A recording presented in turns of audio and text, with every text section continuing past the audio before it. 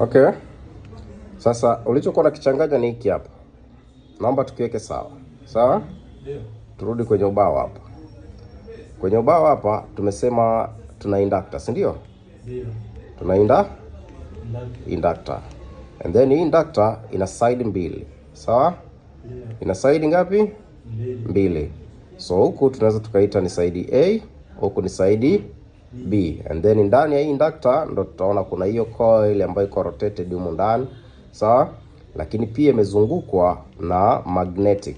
Sawa? Ili kutengeneza electromagnetic field, si ndio? Sasa ili uweze kupima inductance ya hii inductor, upime inductance. Uweze kupima inductance ya hii inductor. Sawa? Inakubidi uwe na special multimeter, uwe na special meter kwa ajili ya kupima inductance. Sawa? Hizi mita zetu za kawaida haziwezi. Kwa hiyo tunachoambulia kufanya ni kupima continuity, kucheki kama huu waya, hii coil iliyosukwa humu ndani haijakata mawasiliano. Kwa mimi nikiweka mita yangu kwenye diode range, au kwenye continuity, nitaweka waya wangu probe moja kwenye ncha ya kwanza, alafu nitakuja pia nitaweka kwenye ncha ya pili. So nikipata beeping sound and mita yangu pia ikaniandikia 0.000. So beeping sound plus 0.00, maana yake bado kuna mawasiliano kutoka upande A kuja upande B. Sawa? Mawasiliano bado yapo. Tunaelewana vizuri mpaka hapo? Ndio. Lakini kama nitapima, kumbuka hapa sasa nimeitoa inductor, yani ninayo peke yake. Sawa? Naipima inductor kama inductor. Sawa? Nikiipima badala ya kupata hivi vitu kwenye mita yangu kwa inaniandikia OL, maana yake hii coil iliyoko humu ndani imekata mawasiliano, imekatika. Sawa? Inaweza kawa imekatika, au kwenye joint hapa pa kuungia, huu waya ulipoungia hapa mwisho na mwisho unaweza kukuta pia pameachia. Ndio maana mita yangu inanipa OL. Maana yake hakuna mwendelezo kutoka upande wa kwanza kwenda upande wa pili. Umenielewa mpaka hapo? Sasa turudi kwenye concept ya pili. Kwenye concept ya pili yenyewe tulikuwa tunaona nini ile filter, si ndio? Tukasema tunayo tunazicategorize kulingana na namna ambavyo zimefungwa na specific function zinazofanya kwenye simu, si ndio? Tukasema tunayo boost inductor, nimeshaielezea, si ndio? Unaelewa vizuri tukisema boost inductor inamaanisha nini. Lakini tukasema tuna back inductor, lakini pia tumeshaielezea na unajua unafanya nini. Sasa swali lako limekuja wakati najaribu kuelezea FL kwa maana wengine wanaita filter inductor, lakini mara nyingi sana kitaalamu na present insurance inductor. Insurance inductor inakuinsure, insurance inductor inakuinsure nini? Inakuinsure usalama. For the main purpose, kazi yake kuu ni kufanya protection. Kufanya nini? Protection kwenye hiyo line husika. Sawa? Mpaka hapo tuko sawa? Tuko pamoja? Sasa swali lako lilikuja kwenye engo hii hapa. Sawa?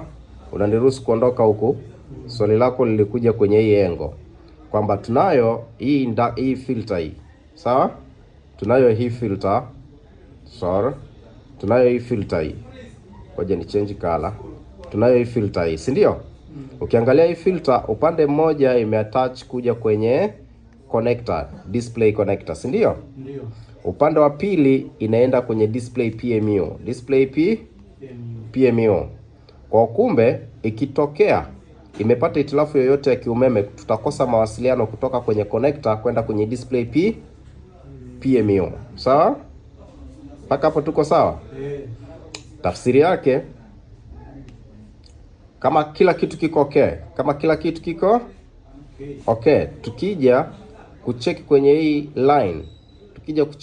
line, tukifanya vipimo, tunatakiwa tupate ngapi hapa? Tunatakiwa tupate ngapi? Vipimo baridi inasoma 500 na ngapi? Nasoma 800. Baridi. Wao uoni wewe. Inasoma 507, si ndio? Ndio. Tumekuja kufanya vipimo baridi kwa maana diode value range, si ndio? Tukapata 500. So tukipata 500 maana yake njia yetu iko okay. Njia yetu iko okay. Sasa kama iko okay, maana yake even hata ile FL filter pia itakuwa iko okay, kwa sababu hizi resistance hazitokei kwenye hiyo filter, zinatokea kwenye display PMU au PMIC, right? Kwa hiyo endapo kama tutapima tukakosa hizo resistance value, tukakosa, badala ya kupata 507 tukapata OL, tukapata OL, tafsiri yake moja kwa moja kwamba kuna njia ambayo inatakiwa ipitishe mawasiliano kutoka upande mmoja kuja upande wa pili. Let's say kutoka upande mmoja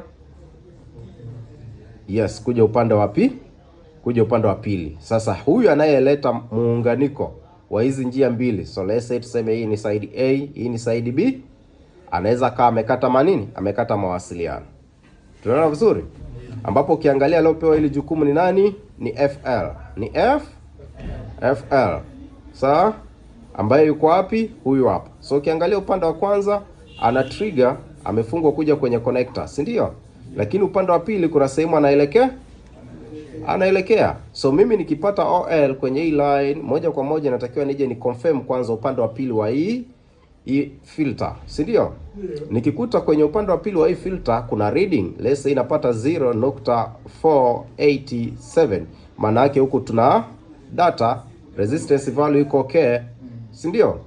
Kwa hiyo nitajaji moja kwa moja huyu jamaa ndo ameshindwa kuchukua mawasiliano kutoka upande kuyaleta upande wa pili.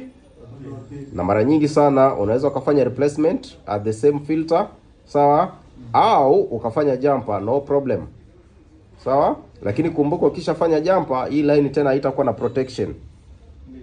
Na ukiangalia hii filter kwenye bitmap, kwenye schematics inakupa kabisa sign ya inductor. That's why tumeicategorize kama part ya inductor, lakini inayofanya kazi ya protection kwenye line na kustabilize pia current sometimes.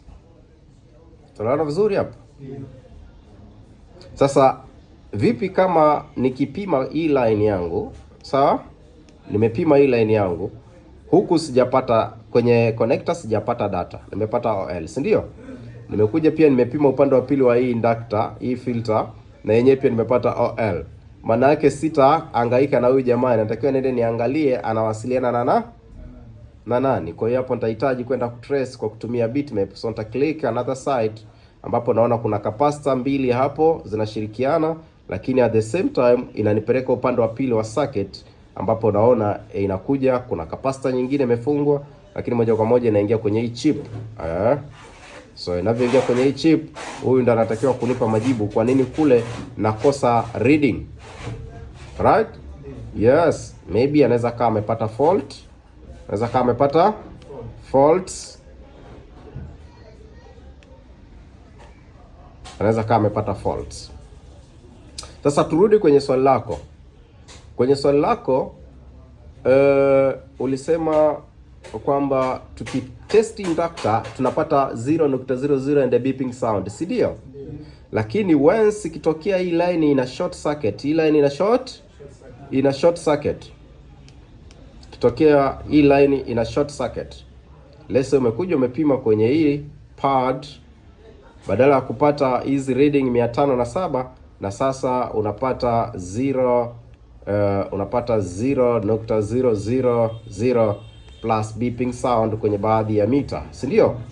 This ina indicate line imeundergo short circuit. Sawa? Hili ni tatizo la kiumeme, si ndio? Hii haimaanishi kwamba kwa kuwa kuna filter imefungwa hapa na hii filter nikipima upande wa kwanza na upande wa pili napata 0.00.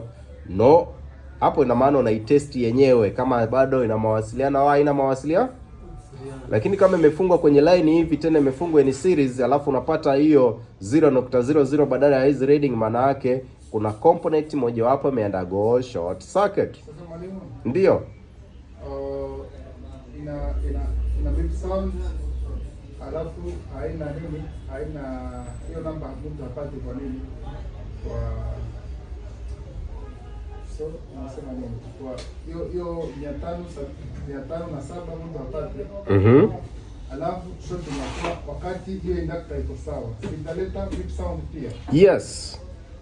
Sasa kama ni capacitor ambayo imekupa si inaweza leta short. Yaani mpaka unapata beeping sound. Hapo kunakuwa umepata vitu viwili. Cha kwanza ambayo vimefungwa.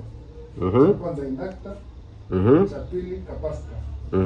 Alafu kuna taarifa ambazo zinahitajika wapi? Kwenye connector. Okay, twende taratibu. Umesema kitu cha kwanza ambayo tumepata hapo. Hii ndo line yetu, sawa? Hii ndo line yetu, si ndio? Ndio. Hapa katikati tuna inductor, si ndio, ambayo ndio hiyo FL, si ndio? Alafu hii line yetu inapitiliza inakuja kwenye connector, si ndio? Hii ndo connector yetu, si ndio? Hapa kwenye connector inatakiwa tukipima na mita tupate reading 500 na ngapi? 507 tuseme, sawa? Alafu kwa hiyo line katikati ya inductor na kuna capacitor, si ndio? One side imefungwa kwenye data au positive, alafu upande wa pili imefungwa kwenye ground, si ndio? Huku pia kuna capacitor nyingine, upande mmoja imefungwa kwenye positive side, upande mwingine imefungwa kwenye ground. Tunaweza tukaongeza nyingine tena hapo, si ndio? Na yenyewe pia imefungwa one side kwenye positive, another side kwenye ground. Alafu hii inatokea kwenye chip. Sawa? Chip fulani, si ndio? Haya, so hapa mpaka hapa tuna side A. Tuna side A na tuna side B. Sawa? Haya. Turudi sasa ili niwaelewe swali lenu vizuri. Hapa tukipima tunapata ngapi? Tukipima inaonyesha short. Inaonyesha short. Ina maana ni 0.00 plus beep sound. Si ndio? Alafu inductor iko sawa. Inductor iko sawa. So, ili ujue kwamba ni inductor na ama ni capacitor ndio ni short. Okay. Sawa. Sasa iko hivi. Hii ni kutolea ukakasi moja kwa moja. Ikitokea hii inductor imeshort, uwe na burn. Sawa? Ina burn kabisa. Inaungua. Na ikishaungua kama short ni kali inakata mawasiliano. Inakata nini? Inakata mawasiliano. Sasa kama mawasiliano imekata. Haijakata. Okay. Hapo mawasiliano yamekatika, si ndio? No. Au kuna vitu viwili hapo. Kuna ambayo mawasiliano yamekatika, kuna ambayo mawasiliano hayajakatika. Turudi hapa nyuma kwa transformer. Transformer ni kama inductor pia. Sio maneno. Huwa transformer ikapata short, huwa kama ilikuwa njia ilikuwa imezunguka mara 1000. Alafu imepata short, imezunguka mara moja sasa. Kama mara pili, sababu zile zingine njia zimekatika, ndio zimekutana. Hapo tukifanya measure ya kawaida italeta beeping sound. Na ikiwa nzuri kwa kawaida italeta beeping sound. Wakati hatuna mita ya nini ambayo ni special kwa ajili ya kupima inductance. Sawa. Sasa hapo vipi tutajua hii inductor imefariki ama hii capacitor? Okay, sawa. Turudi hapo. Nimeelewa swali lako. Lengo lako nataka ujue endapo kama nitapata 0.00 hapa. Nitajuaje kwamba hii short imetokea kwenye nini? Either ni hii capacitor, ni filter, si ndio? Au ni hii chip. Sawa? Sasa huo tunasema tunaenda na principle yangu ambayo huwa inaniongoza. Tunasema from general to what? To specific. Sawa? Kwa sisi tukija tukapima hii pad tukapata 0.00 ina indicate short circuit, si ndio? Maana yake hii capacitor inakuwa suspected, inaweza kama imeundergo short. Hii capacitor nyingine pia itakuwa suspected. Hii capacitor nyingine pia itakuwa suspected na hii IC pia itakuwa suspected. Kwa hiyo ukiangalia hapo almost karibia component karibia 4 zote zipo katika general. Sawa? Sasa tunahitaji tuzitoe kwenye hiyo generalization. Sawa? Kwanza tuanze kuspecify. Kama hapa katikati kuna filter, jambo la kwanza I should take out this filter. Nitaitoa hii filter. Nikisha itoa hii filter, ina maana side A inabaki na resistance yake na side B inabaki na resistance yake. Alafu narudi kuja kupima kwenye hii pad yangu au kwenye hii capacitor hii hapa. Nikipima hapa nikakuta nasoma OL, maana yake huku hakuna short. Narudi kupima kwenye hii capacitor ya huku. Nikija nikapima kwenye capacitor ya huku nikakuta nasoma beeping sound, maana yake short circuit itakuwa upande huu. Hiyo ni principle yangu ya kwanza. Sawa? Turudi kwenye concept yako kwamba hapa napata 0.00. What if kama inductor ime short au ni nzima? Nitajuaje? Si ndio? Kama hii filter ime short au ni nzima. Okay, iko hivi. Naomba nifute. Sawa? Ndio. Hii ndio inductor yako. Sawa? Ambayo tumeitem kama ni filter. Hii hapa.